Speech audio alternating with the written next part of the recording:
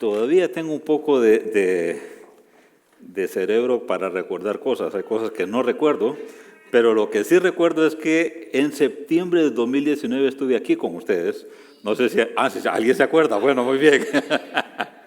Bueno, también tiene memoria como yo. No me acuerdo muchas cosas, pero eso sí me recuerdo, que estuve compartiendo con ustedes en el 2019, meses antes de lo que nos ha pasado con la pandemia. Y todavía estamos recuperándonos de la pandemia, pero cuando estuvimos aquí juntos, ¿quién iba a pensar que meses después íbamos a pasar todo lo que hemos pasado? Pero ahora estamos en un tiempo, espero, diferente y recuperándonos de todo lo que eso ha pasado, pero me imagino que también recuperándonos como familias, trabajos, algunos recuperándonos del duelo, que eso va a llevar un poquito más de tiempo, si alguien perdió a alguien cercano, pero estamos en ese proceso de sanar esas heridas. Más o menos como una pandemia como esta, pasó también casi un siglo atrás, 1930.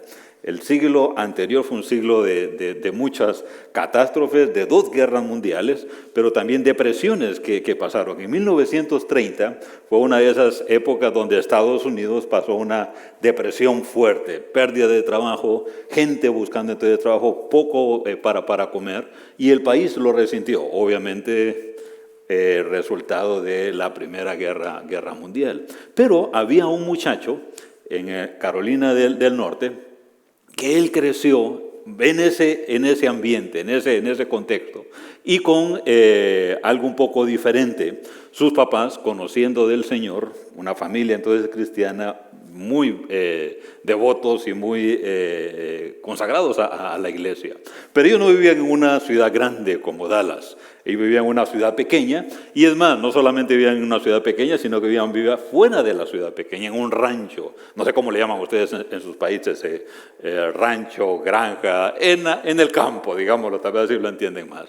Entonces, él creció en ese rancho, en esa granja, con este ambiente que le estoy diciendo. Estamos hablando entonces de 1930, la Gran Depresión, el país entonces estaba pasando por muchos cambios, y él tenía una estructura entonces diferente para su día. Como estaba entonces en un rancho, él se levantaba a las 4 de la mañana, un muchacho levantándose a las 4 de la mañana porque tenía responsabilidades en su casa. Entonces, ¿por qué se levantaba temprano a las 4? Quiero que todos levanten su mano derecha, si no tienen pena, no lo voy a avergonzar, solo levanten la mano derecha. Muy bien, quiero ver esas manos. Oh, sí, hay algunos. Ok, bajen. Resulta que este muchacho se levantaba a las 4 de la mañana porque tenía responsabilidades en su hogar. La responsabilidad en su hogar era que él tenía que ordeñar las vacas a esa hora. Antes de ir a la escuela en la mañana, a las 7, 8 de la mañana, tenía que hacer los oficios de la granja. Y les dije que levantaran la mano porque dicen, yo no soy, obviamente, yo miré muchas manos como las mías, de secretaria, de asistente, que trabajamos ustedes en oficina, y no están tan maltratadas las manos. Pero dicen que el que tiene trabajo de ordeñar entonces las vacas, la mano se hace bien fuerte, dedos obviamente por la acción, entonces la mano se hace fuerte, los dedos fuertes, y se nota en la mano. Miré algunas manos por ahí que dije, creo que son ordeñadores de vacas o algo así, porque se mira que tienen entonces un trabajo donde sus manos han entonces estado trabajando con las cosas manuales, como este muchacho que les estoy contando. Pues dicen entonces que este muchacho tenía que hacer eso, era parte de su oficio. Estamos hablando de 1930, tenía que levantarse a las 4 de la mañana. No había internet, no había Facebook, no había Instagram, no había TikTok, no había entonces televisión. Era la vida diferente. Pero no solamente eso era diferente. El país mismo estaba pasando por circunstancias difíciles económicas, pero hay algo importante. No sé si ustedes han notado que, hablando de la fe, cuando el país o la iglesia o nuestras familias pasamos crisis como la que hemos pasado, es cuando más buscamos del Señor. Es cuando la fe viene, entonces necesitamos más de Él. Eso estaba pasando en este país. Y entonces con este muchacho resulta que en ese tiempo, en esa época, habían algunos avivamientos, le llamaban obviamente en inglés, pero avivamiento, entonces revival, para nosotros pensando en inglés, pero avivamiento entonces en español. Y escuchó que en su iglesia local, donde su familia iba a venir entonces un predicador famoso, Harm. y ahí viene la palabra más o menos de hammer, de martillo, entonces, pero el apellido entonces de él es Harm. Y entonces venía entonces el doctor Harm a predicar en la campaña evangelística del avivamiento de su pueblo. No sé si podemos hacer eso hoy, creo que tal vez ya no, pero en aquel tiempo habían servicios evangelísticos desde el lunes hasta domingo. Cuando decían entonces que iba a venir un predicador, entonces era desde el lunes y toda la semana hasta el domingo. ¿Qué les parece, Nando? Todo entonces un avivamiento aquí en Ventry. Entonces, toda la semana y la iglesia se llenaba.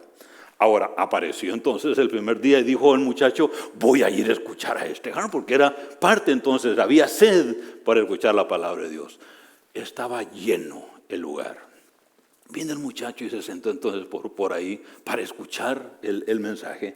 Y eran de esos evangelistas, de esos predicadores que lo miraban entonces a los ojos y predicaban entonces el evangelio con tanta pasión, con tanta necesidad que había obviamente después de una crisis. Entonces, tanta había entonces la necesidad que el pastor entonces predicaba entonces fuerte.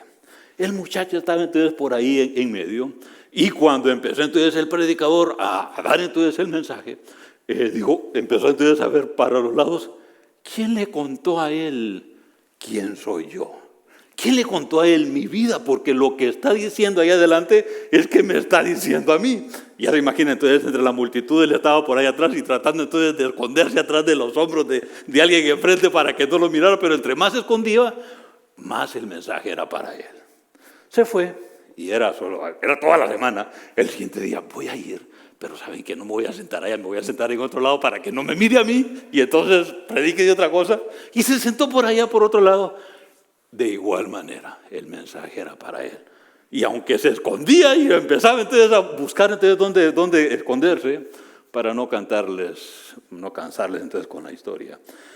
Al final entonces de esa semana era uno de los que estaba aquí enfrente, orando y diciendo, Dios, necesito de ti. No puedo huir más de ti. Vengo a ti y quiero decirte, aquí está mi vida. ¿Qué quieres de mí? En el pasaje de Isaías capítulo 6 vamos a encontrar otro hombre que más o menos hizo la misma oración que este muchacho. Vengan aquí a Isaías y vamos entonces a leer en el capítulo 6, versículo 1 al 4 primero. Dice la palabra de Dios de la siguiente manera. El año en que murió el rey Uzías, vi al Señor sentado en un majestuoso trono, y el borde de su manto llenaba el templo. Lo asistían poderosos serafines, cada uno tenía 6 alas, con 2 alas se cubrían el rostro, con 2 se cubrían los pies, y con 2 volaban. Se decían unos a otros, Santo, Santo, Santo es el Señor de los ejércitos celestiales. Toda la tierra está llena de su gloria. Sus voces sacudían el templo hasta los cimientos y todo el edificio estaba lleno de humo. Vamos a detenernos un poco ahí y quiero recapitular en el versículo 1 lo que dice, el año en que murió el rey Uzías. De entrada, entonces uno dice, empieza con muerte, esto no va para bien. ¿Quién después de una muerte de un familiar querido o de un ser querido o de alguien que ha estado cerca va a estar bien? Isaías estuvo sirviendo con este rey 52 años. Era el profeta y este era entonces el rey. Y fue un tiempo bastante entonces bueno para Israel. Y Isaías entonces pudo ser el profeta, el consejero entonces ahí. Entonces desde ahí nos coloca entonces una idea. Pero dice acá, no solamente eso fue lo importante, sino que miren la segunda parte. Vi al Señor sentado en un majestuoso trono y el borde de su manto llenaba el templo. Lo importante aquí no es tanto entonces la muerte del rey, sino que lo importante es aquí lo que Isaías va a contemplar en este momento. Conocemos el capítulo 6 de Isaías y el contacto que tiene entonces Isaías con Dios, Dios mismo. Y aquí viene la escena, aquí viene entonces el cuadro para, no el muchacho de North Carolina, sino que allá con Isaías muchos siglos atrás. Tiene el contacto directo con Dios. Dios le habla a él. Como les dije al inicio, no sé cómo estamos pasando o cómo le está pasando a usted después de pandemia. El Señor me está permitiendo ir a muchos países de América Latina y yo le quiero decir gracias a Dios por este país donde estamos. Hay mucha libertad. Y usted dirá, pues no lo sentimos, nosotros tal vez solo cerramos 2, 3 o 4 meses y después regresamos al templo. Saben que hay algunos países que apenas están regresando a sus iglesias porque sus países no los había permitido. Y hay muchos ejemplos entonces de eso. Y no solamente eso, sino que están regresando y no están regresando los mismos que estaban entonces antes. Esa es parte de la otra de las estadísticas. Pero la otra buena parte que estamos escuchando es que, o viendo, es que en algunos casos la iglesia se ha fortalecido y ha crecido. En el bueno de los casos. En otros de los casos, seminarios, iglesias cerradas que no pudieron sobrevivir. Entonces miramos los dos extremos. Cuando pasamos por crisis, lo que estamos entonces diciendo, pensando en Isaías y pensando en nuestros tiempos, yo diría, y esa era mi oración, Señor, obviamente con esta pandemia, con esta crisis que estamos pasando, tú quieres llamarnos la atención como iglesia, pero también como el mundo. Y uno pensaría, necesitamos regresar a Dios. Y uno pensaría que mucha gente regresaría entonces a Dios.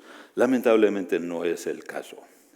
Lamentablemente algunos, y puede ser que los que miré en septiembre del 2019 ya no están aquí, pero si le empezamos a contar, no, yo soy nuevo acá, tengo 1 año, 1 año y medio, 2 años, gracias a Dios por usted, porque entonces es lo que esperábamos que pasara. Cuando hay entonces una crisis, que busquemos de Dios, al darnos cuenta de que no podemos nosotros mismos.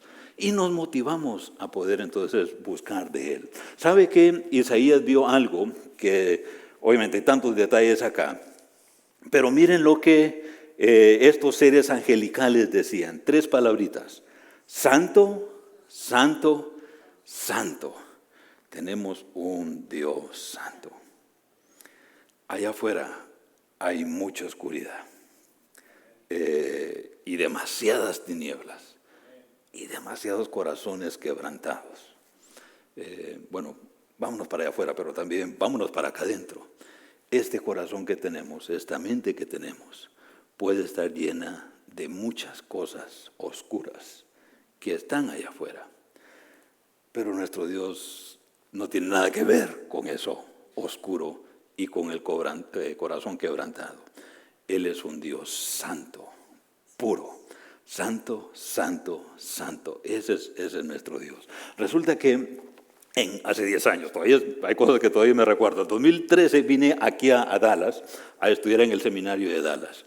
Y estaba entonces allí en mis primeras clases por tomar. Y antes de registrarme, miré que allí decían, una de las clases que yo podía tomar, que decía Dwight Pentecost. De repente ni lo han escuchado ustedes, pero este Dwight Pentecost fue uno de los que yo, allá en América Latina, en mi iglesia y en mi seminario, leí sus libros. Tradujeron entonces sus libros y entonces yo leí esos libros de él, de Dwight Pentecost. Cuando voy ahí al seminario y miro que Dwight Pentecost está en la lista, yo dije, no puede ser aquí, sin duda lo que están haciendo es solo poniéndole el nombre de él, pero a la hora que voy a llegar ahí va a haber otro maestro enseñando.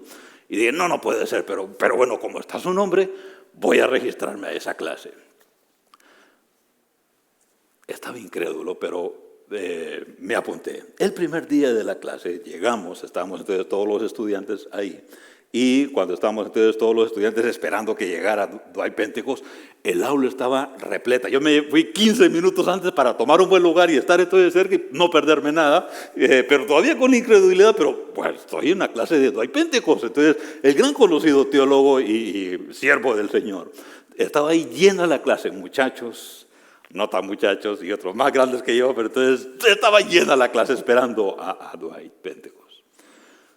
Unos 5 minutos antes de la clase, miramos una enfermera que abrió la puerta y entró entonces, ahí me disculpa por estas palabras, pero entró Dwight Pentecost, un viejito que lo estaban empujando. Había notado que sí, que habían puesto una como rampa y aquí estaba la cátedra y entonces habían puesto como una rampa en una esquina y decía, ¿para qué es eso? pues era para poder subir la silla de ruedas hasta ponerlo acá.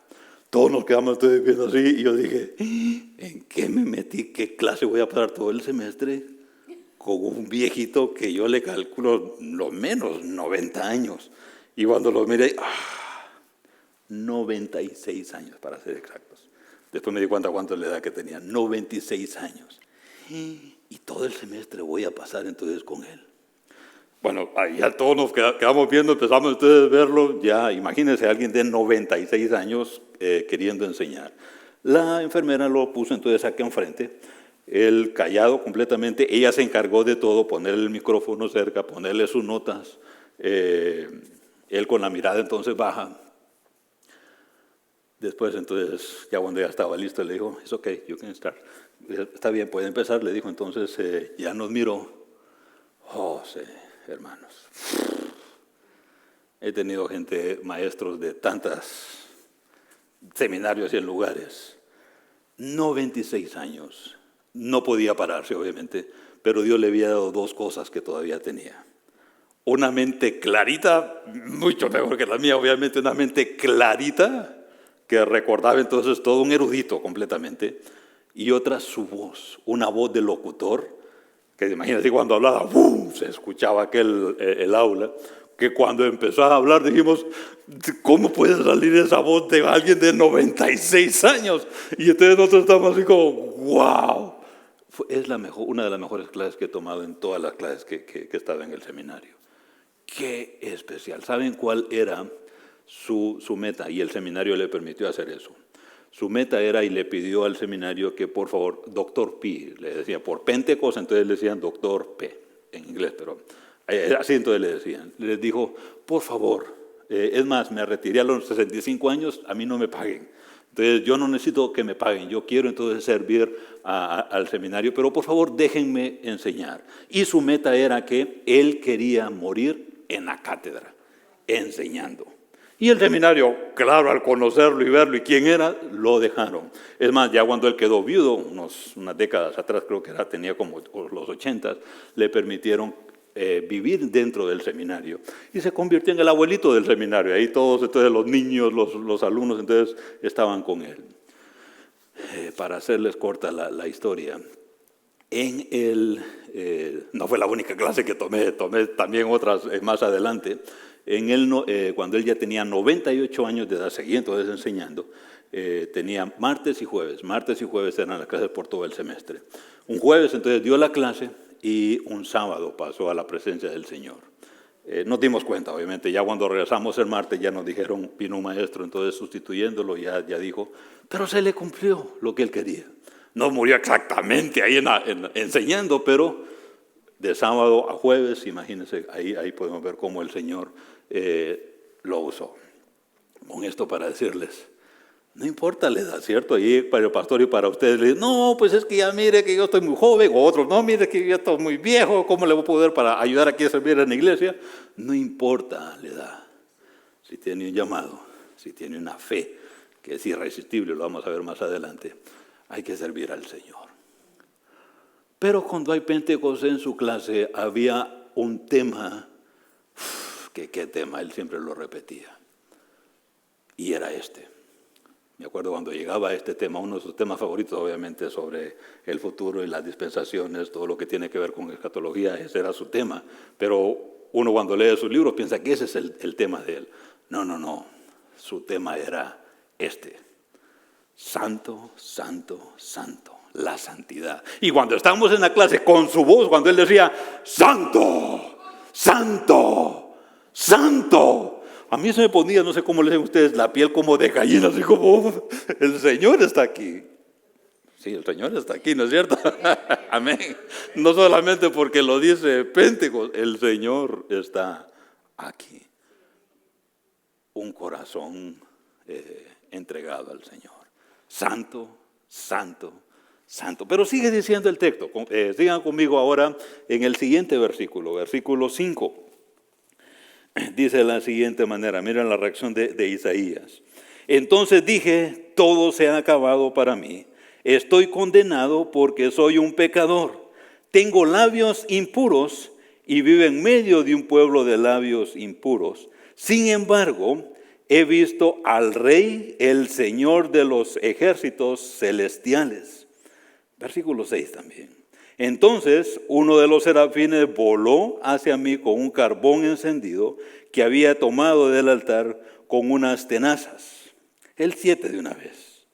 Con él tocó mis labios y dijo: ve, este carbón te ha tocado los labios, ahora tu culpa ha sido quitada y tus pecados perdonados. Damos una pausa ahí. La reacción de Isaías al ver esta santidad, a contemplar plenamente quién es Dios, que no hay ninguna arruga en todas, si lo quieren colocar en una página completamente blanca, reflejando entonces la santidad, no hay ningún puntito negro. Todo es blanco. Él es santo, santo, santo. Y ante su presencia, entonces a Isaías no le queda más que tirarse al suelo y decir: soy un pecador. Si nos ponemos con esa hoja, no es blanca. Somos humanos, soy humano. Y al contemplar tu santidad, necesito de ti. Necesito que seas tú el que me limpies. Esa es una buena actitud. La actitud de Isaías al contemplar a Dios. Reconocer nuestras circunstancias, reconocer nuestra necesidad. Si somos honestos, y bueno, aún podemos engañarnos a nosotros mismos o podemos engañar con apariencias para otros, pero en nuestro corazón sabemos cómo estamos nosotros mismos. Cuando nos colocamos en presencia no del pastor, sino que cuando nos colocamos en presencia de Dios, no hay nada que ocultar. Es más, Él nos conoce más o mejor que a nosotros mismos, y Él sabe quiénes somos. Y Él quiere hacer esto. Mire lo que dice Primera de Juan 1:9. Y se lo leemos acá, Primera de Juan 1:9. Lo van a ver aquí en la diapositiva. Si confesamos nuestros pecados, Él es fiel y justo para perdonar nuestros pecados y limpiarnos de toda maldad. En los minutitos que tengo. En Isaías hay una figura. Y yo digo, ¿por qué entonces fue el serafín? Tomó entonces de los carbones encendidos, tomó uno y se lo fue a poner, ¿a dónde dice? En los labios. ¿Cuántos mexicanos hay acá? Levanten la mano los mexicanos. Hay un buen grupito de mexicanos. Conviviendo con los mexicanos me enseñaron algo para comer comida así picante, con chile.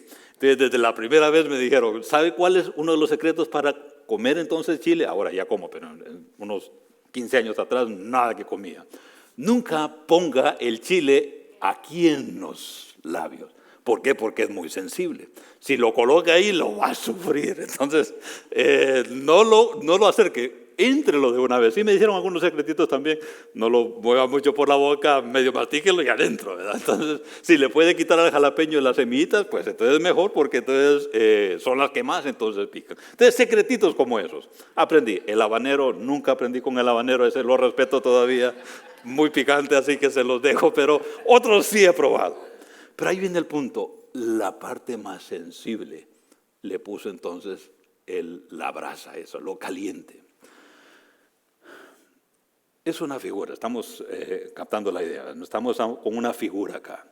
El calor purifica lo sensible, lo sucio, lo purifica. En el oro entonces saca la escoria y deja el oro lo que se necesita.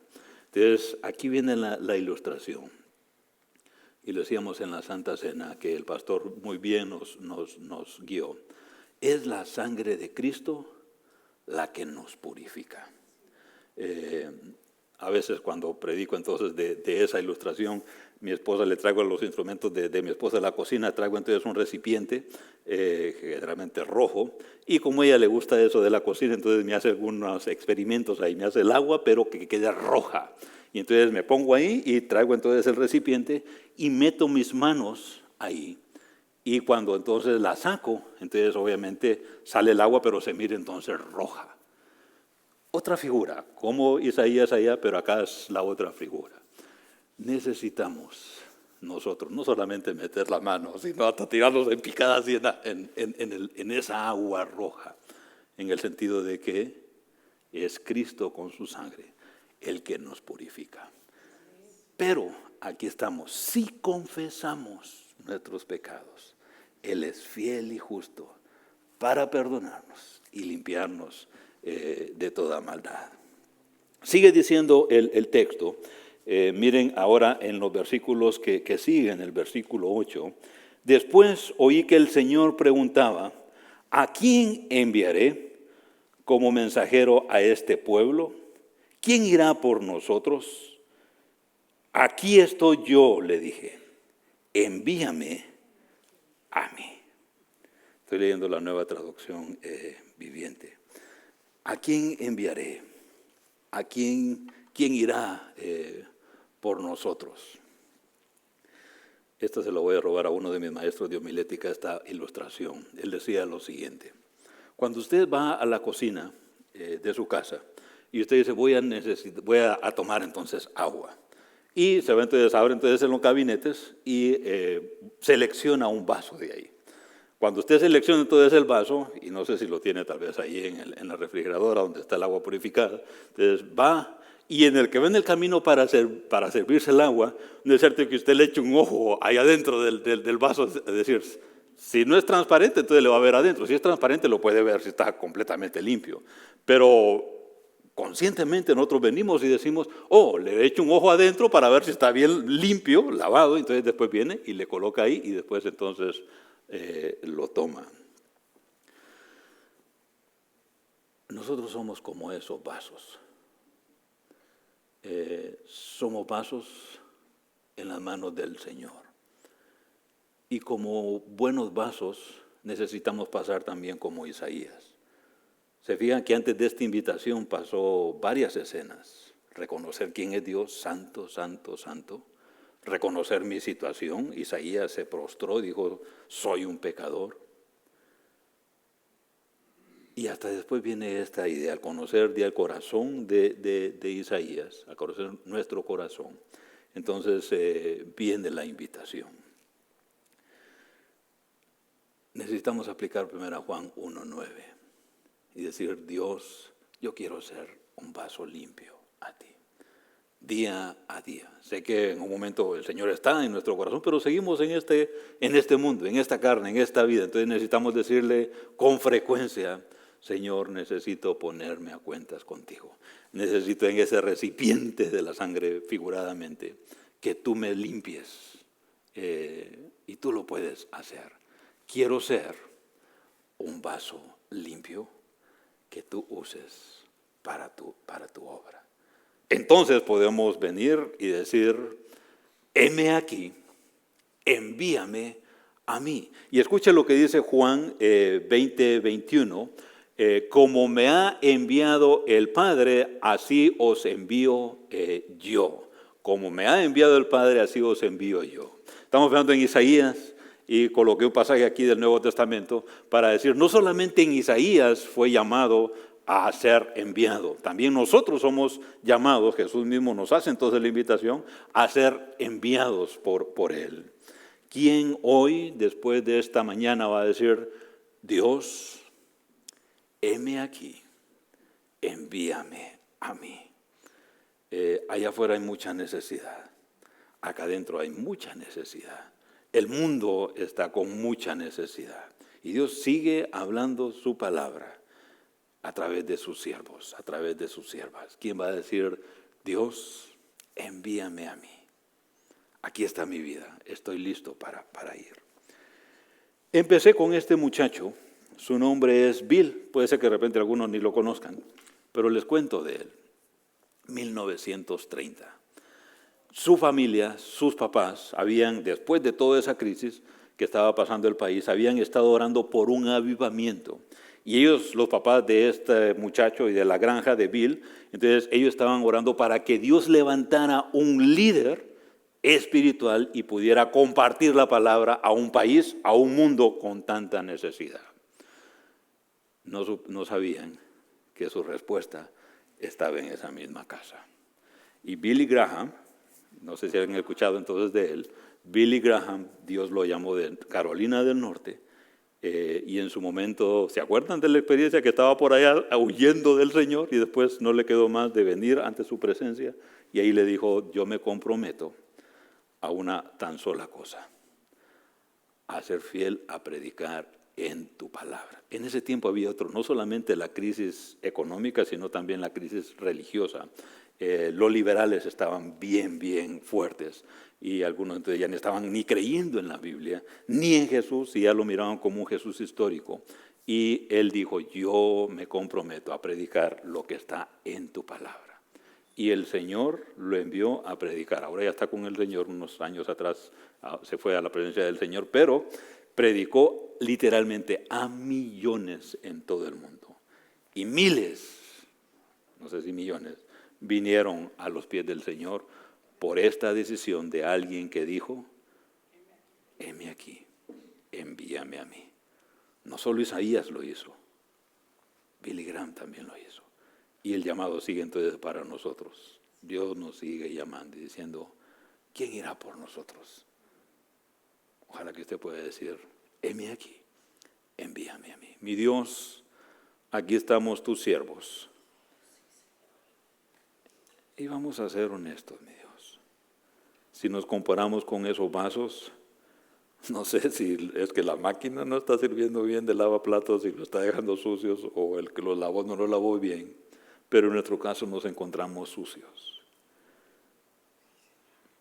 Tu palabra dice que si somos sinceros y confesamos nuestros pecados, tú eres fiel y justo para limpiarnos.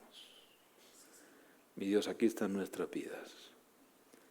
Y queremos, mi Dios, que seas tú el que nos limpies. Como lo hiciste con Isaías, como lo hiciste con Billy Graham, como lo hiciste con nosotros. Y ahora estamos diciendo, heme aquí, envíame a mí. En el nombre de Jesús. Amén.